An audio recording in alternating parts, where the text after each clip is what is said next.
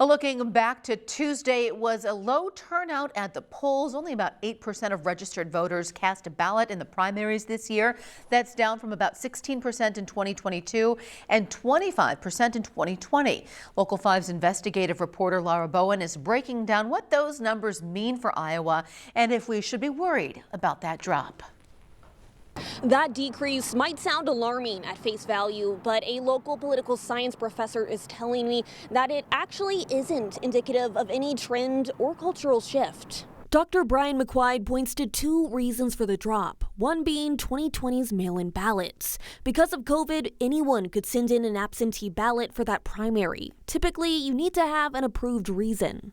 That increases turnout because it's much more convenient. Another reason, the types of races being voted on. In both 2020 and 2022, there were statewide options on the ballots like the governor and secretary of state. And that gets the most media attention, and that gets the most information to voters. There might be campaign ads, there might be flyers coming in their mailbox. McQuaid says typically only people who are super into politics vote in primaries. Plus, Iowa has closed primaries. That means you have to be a registered Republican or Democrat to vote. If you're an independent, you're excluded unless you go to the primary and say, hey, I want to change my party affiliation to Democrat or Republican to vote. General elections get more publicity too. Plus, there's more enthusiasm for races when the winner gets a seat in office.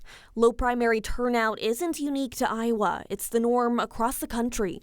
When people don't vote in these primaries, the more extreme voters, the voters with stronger, much more partisan views are determining who ends up winning the primaries. That leads to more partisan candidates to choose from in the general election.